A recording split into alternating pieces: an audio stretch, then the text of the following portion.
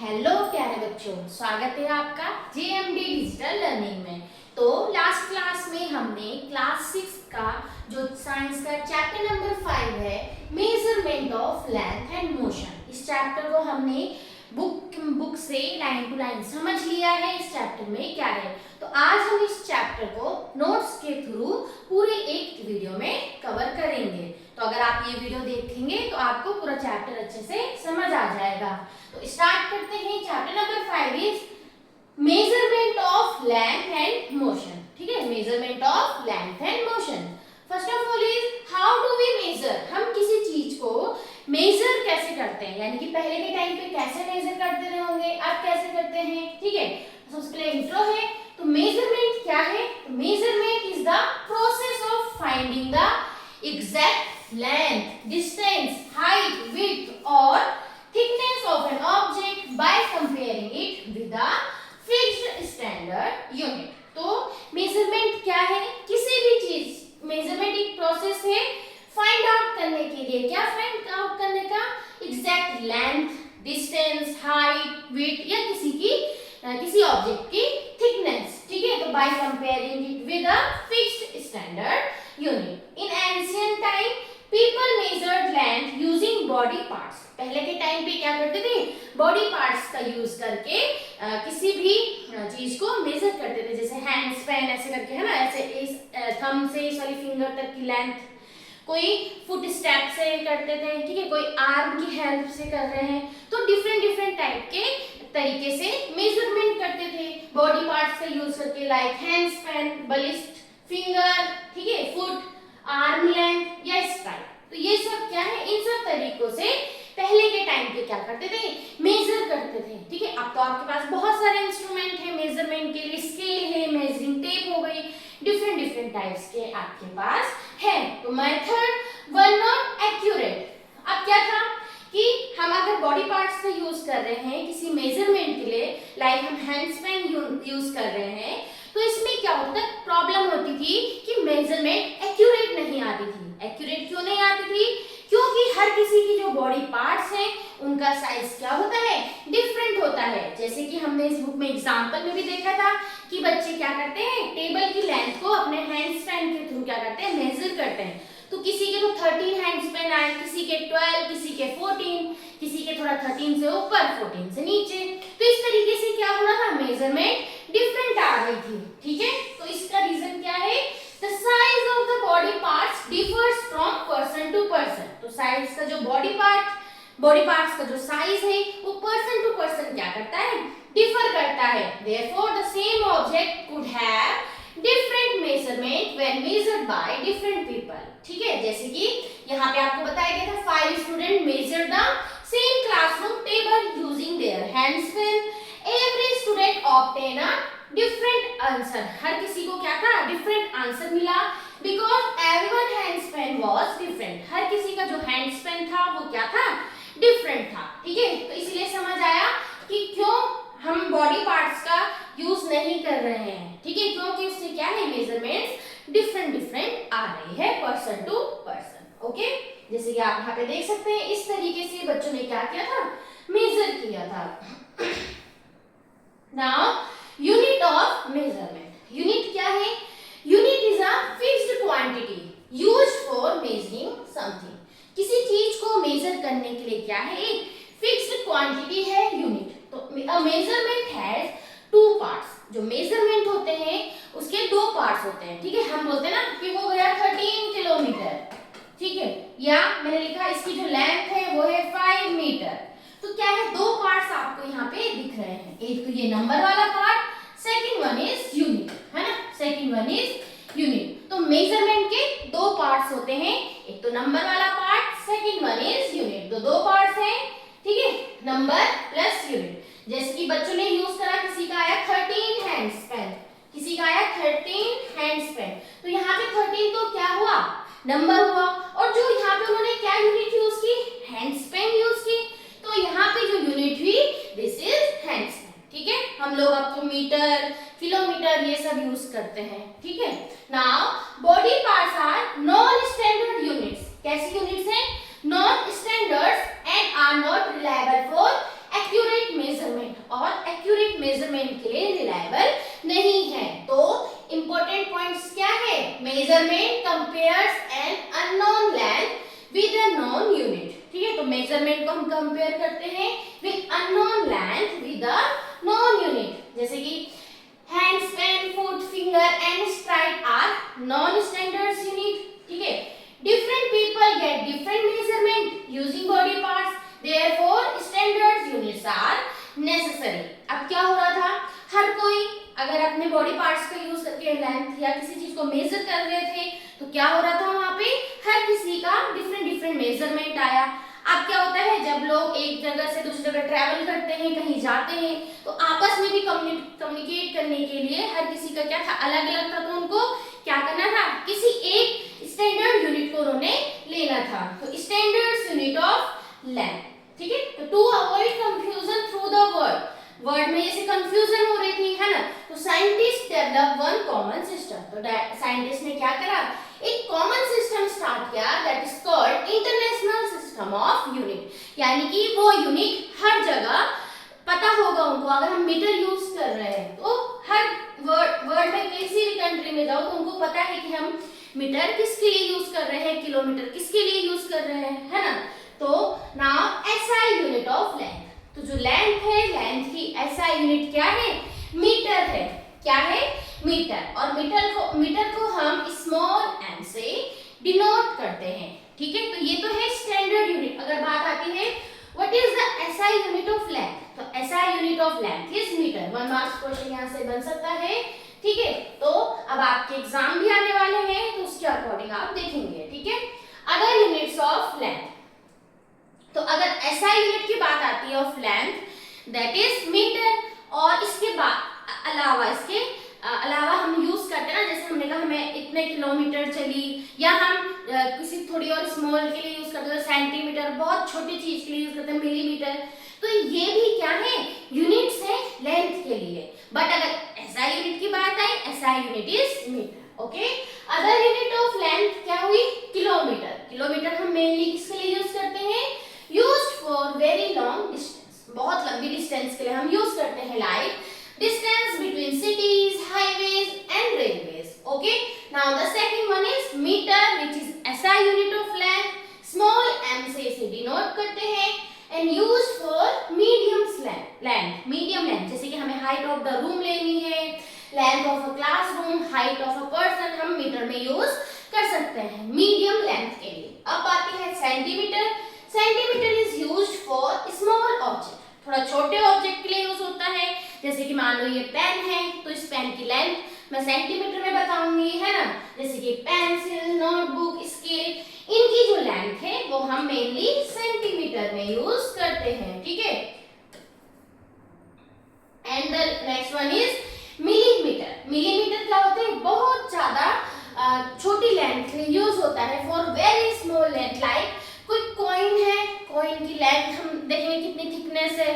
ठीक है, thickness of paper हो गया, डायमीटर ऑफ वायर, वायर पता है कितनी पतली होती है ना। तो इन सब के लिए हम मिलीमीटर यूज करते हैं। तो इतना समझ आया।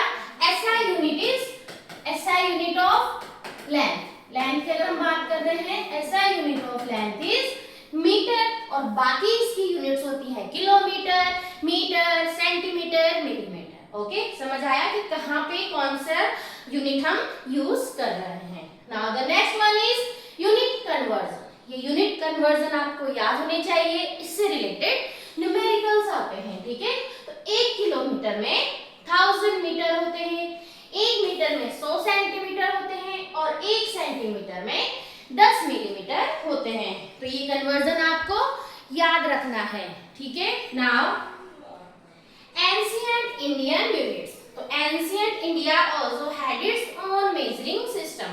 पहले के टाइम पे इंडिया में भी मेजरिंग का अपना कोई सिस्टम था, जैसे कि अंगुल, फिंगर विड्थ, धनुष, योजन। These units were used in architecture, construction and town planning. ठीक है, नाउ इंपॉर्टेंट पॉइंट यहाँ पे हमने क्या देखा कि SI unit of length is metre, symbol of meter is small m, symbol of kilometer is km। याद रखना है, symbol of centimeter is this and the symbol of millimeter is this।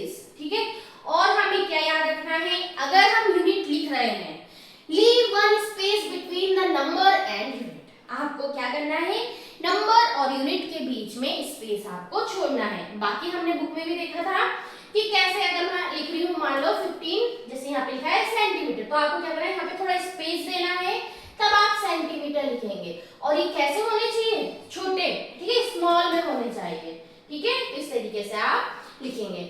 Now the correct way of measuring length, ठीक। अब क्या है, अब हमने length major करना है, तो लेंथ को मेजर करने का भी सही तरीका होना चाहिए, ठीक है। उसको मेजर करने का भी क्या है, सही तरीका क्या है, आइए देखते हैं।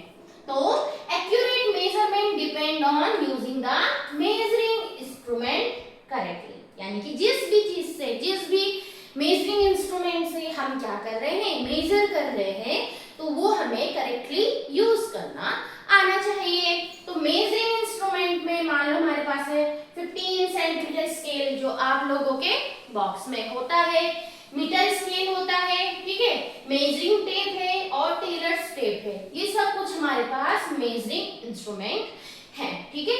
और भी होंगे लेकिन यहाँ पे इनसे बताए गए हैं। करेक्ट मेथड क्या है, प्लेस द स्केल प्रॉपर्ली, आपको क्या करना है, स्केल को प्रॉपर्ली रखना है। The scale should touch the object and remain parallel to it, आपको क्या करना है, अगर कोई मान लो ये आपका ऑब्जेक्ट है, ठीक है, इसको आपको मेजर करना है, तो आपने क्या करना है, जो स्केल आप रखेंगे, तो स्केल क्या होना चाहिए, इसके एकदम पैरेलल होना चाहिए, जो ये लाइन है या फिर एग्जैक्ट इसके ऊपर रखो, ये इसके पैरेलल होनी चाहिए, ठीक है, एक दूसरे के पैरेलल होने चाहिए, तब जाके हमें इसको क्या करना है, मेजर करना है। Second one is start from zero, ठीक है, तो हमें क्या करना है, जो भी हमारा मेजरिंग इंस्ट्रूमेंट है, जैसे कि मान लो हमारे पास 15 सेंटीमीटर वाला है, तो अगर ये यहाँ से जीरो है, फिर ठीक है, फिर ऐसे करके यहाँ पे मेजर, फिर 1, फिर 2, 3 ऐसे करके, तो हमें क्या करना है, इस जीरो से स्टार्ट करना है। नाउ करेक्ट आई पोजीशन, तो I must be directly above the reading, reading के अबव होना चाहिए, ठीक है, एकदम जैसे मान लो हम मेजर कर रहे हैं 1 2 3, ठीक है, मान लो हमें यहाँ पे मेजर करना है, तो आई की पोजीशन यहाँ पे भी हम देख रख सकते हैं, है ना, यहाँ पे भी रख सकते हैं,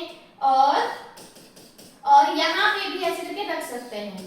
तो correct, which one is correct, ठीक है, ये अबव वन, ये वाली जो पोजीशन है, this is the correct position for reading. Okay, now broken scale, if the scale is broken, ठीक है, मान लो आपका स्केल है, उसमें से जो जीरो वाला पॉइंट है वो हटा है, ठीक है, ब्रोकन है, तो आपको क्या करना है, zero mark is broken, start from the another clear mark, note both reading, subtract the first reading from the second, ठीक है।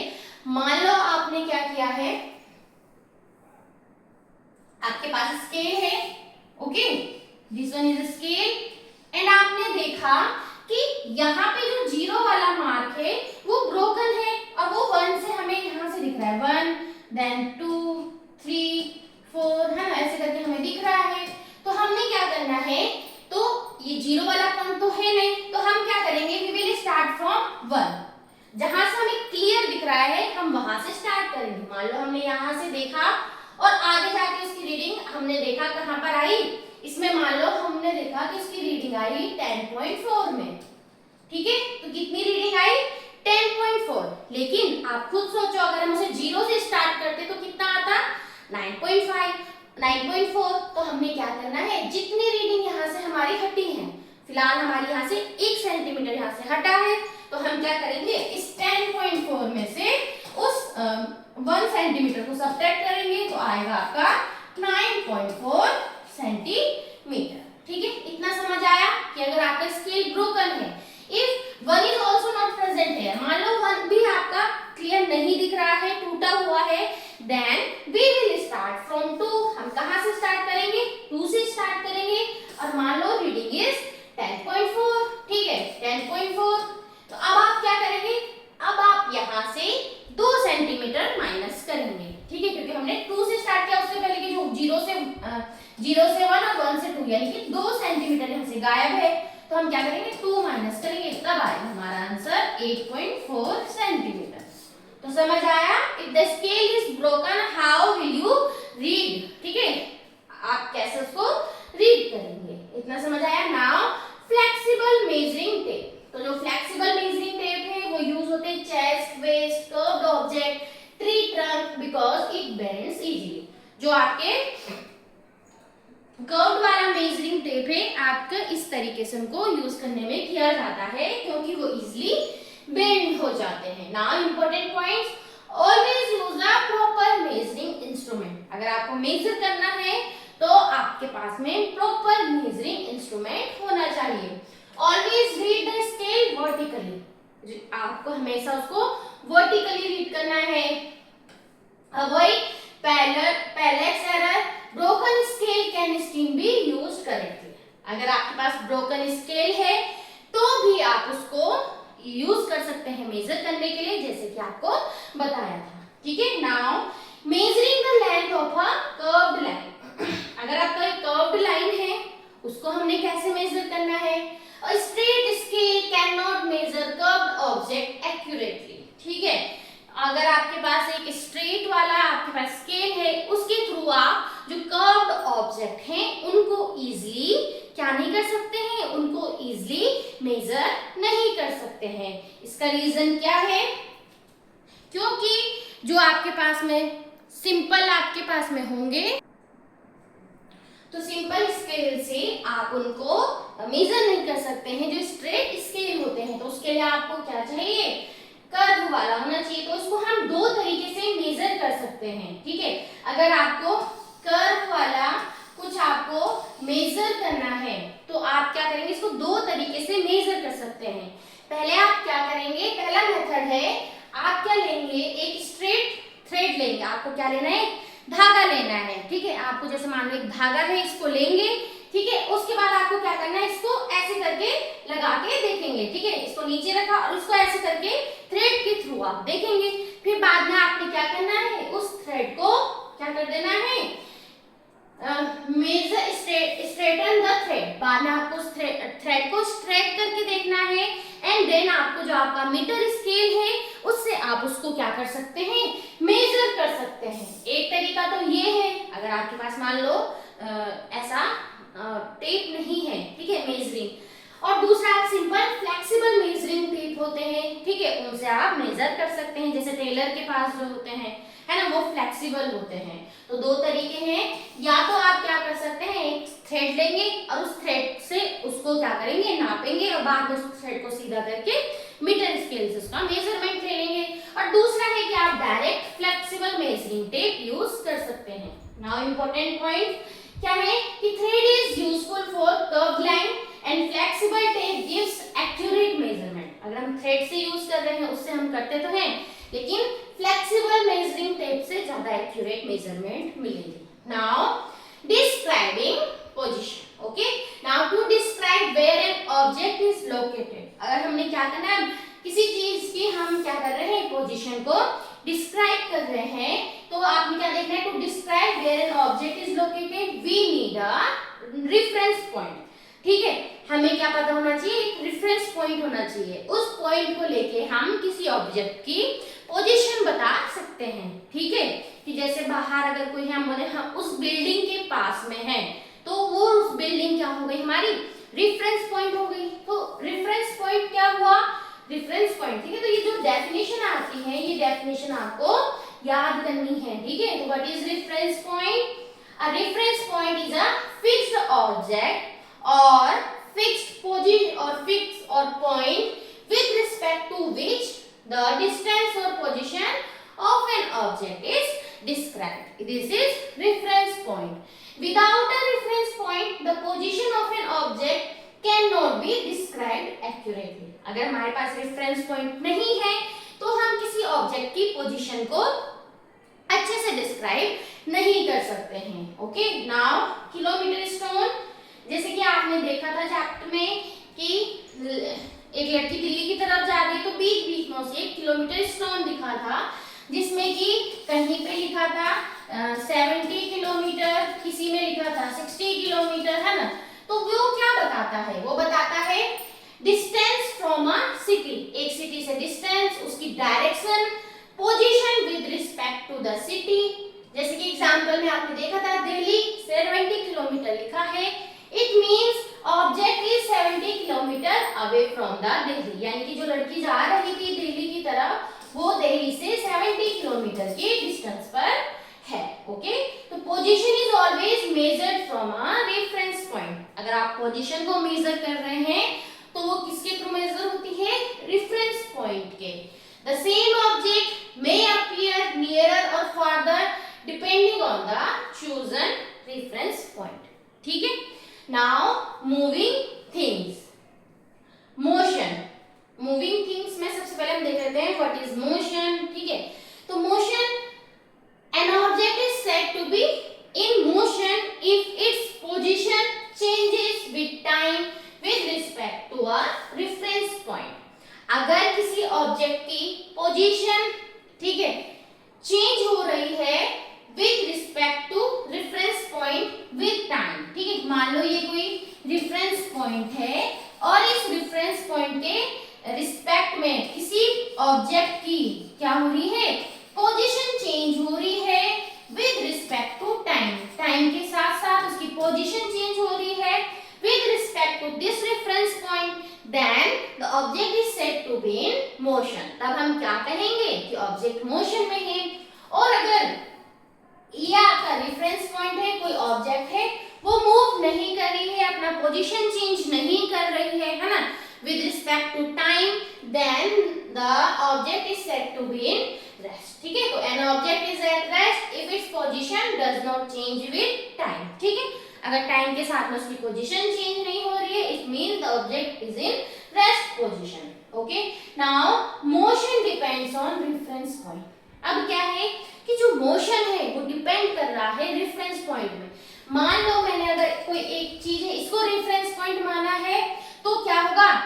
एक बार में ये रेस्ट की पोजीशन में हो सकता है, और मान लो यही ऑब्जेक्ट मैंने दूसरा रेफरेंस पॉइंट लिया है और यही ऑब्जेक्ट क्या है? मोशन की पोजीशन में है।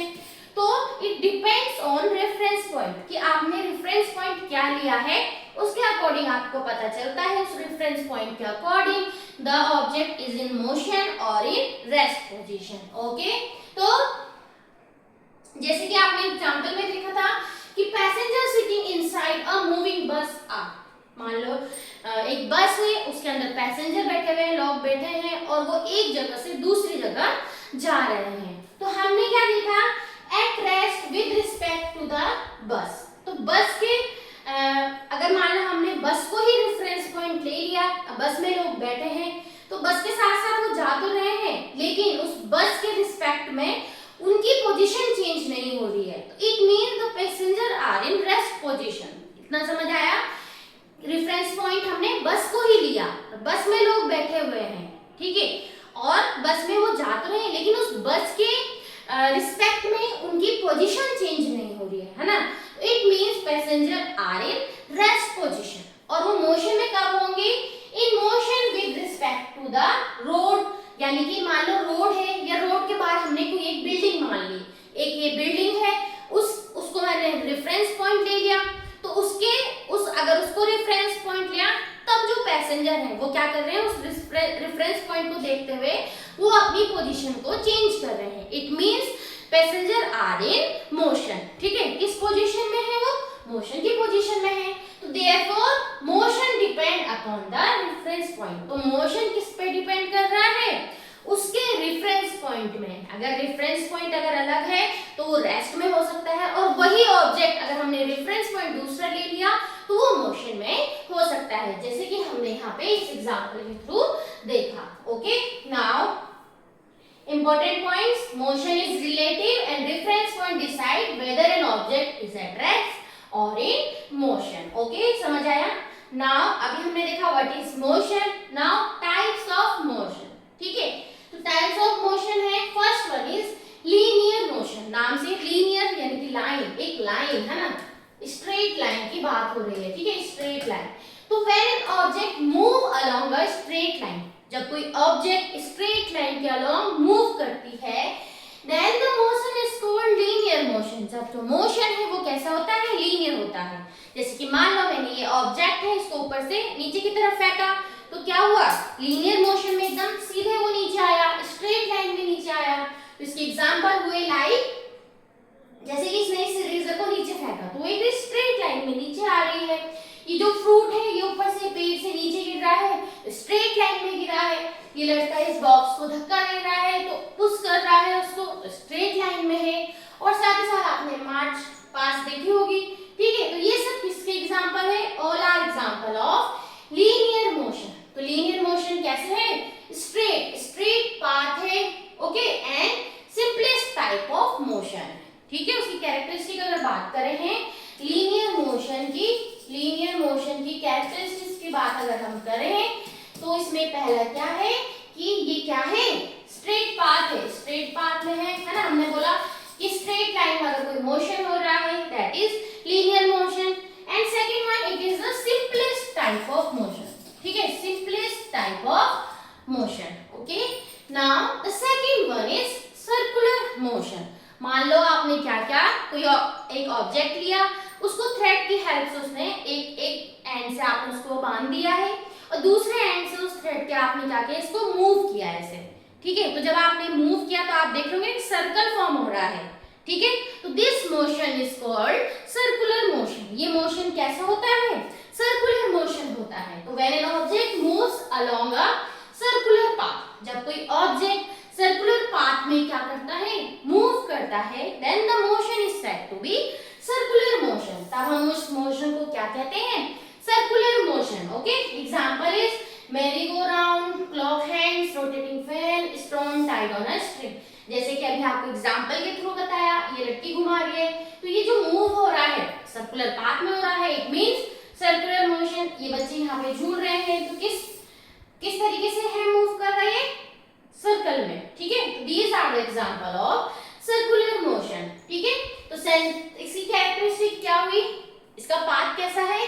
सर्कुलर है एंड साथ ही साथ सेंटर रिमेन फिक्स। आप देख रहे होंगे लड़की यहाँ पर है, सेंटर क्या रहेगा यहाँ पे? फिक्स रहेगा, ठीक है। These are the characteristic of circular motion. Now the next one is oscillatory motion. Oscillatory motion क्या हुआ? When an object moves to and fro about some fixed ठीक है, some fixed position, ठीक है, is called oscillatory motion, ठीक है। तो जैसे कि मान लो आपके पास ये ऑब्जेक्ट है, ठीक। जब ये ऑब्जेक्ट है आपने क्या किया, इसको यहाँ पे इसका ये फिक्स्ड पोजीशन हमने इसको मान लिया। जब मैंने इसको ऐसे मूव कराया तो आपने देखा ये एक लेफ्ट राइट ऐसे मूव करने लग गया।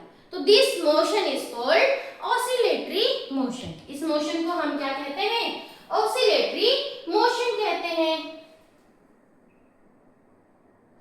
ठीक है। तो जैसे कि आपने देखा, जैसे कि बच्चे झूला झूल रहे हैं, है ना, तो ये है, ठीक। तो this is called oscillatory motion, okay. Now characteristic is repeated to and fro motion. Repeat करता है, एक बार इधर ऐसे करके वो रिपीट करता है और इसका फिक्स्ड मीन पोजीशन होता है। Next one is periodic motion.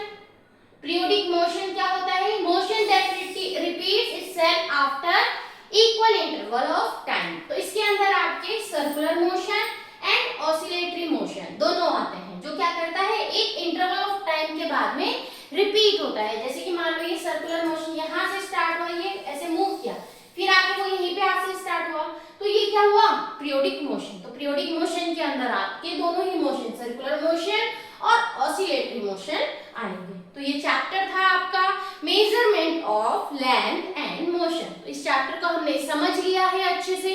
तो अगर समझ आए आपको, please like, share and subscribe और कमेंट भी करें।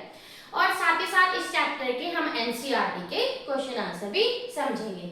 इसके बाद में क्लास 6 की हाफ ईयरली के साइंस का अब हम हाफ ईयरली के लिए प्रैक्टिस स्टार्ट करेंगे। उस प्रैक्टिस में हम क्या करेंगे, कुछ इंपॉर्टेंट एमसीक्यूज, फिलअप्स, ठीक है, short question answer, long question answer और साथ ही साथ value based question, case based question होते हैं, उनको भी हम समझेंगे फॉर हाफ ईयरली, ठीक है। हाफ ईयरली का प्रिपरेशन अब हम स्टार्ट करने वाले हैं और साथ ही साथ इसके बाद जो चैप्टर है उसको भी हम समझेंगे। तो आज के लिए इतना ही, तब तक के लिए नमस्कार, बाय बाय, धन्यवाद।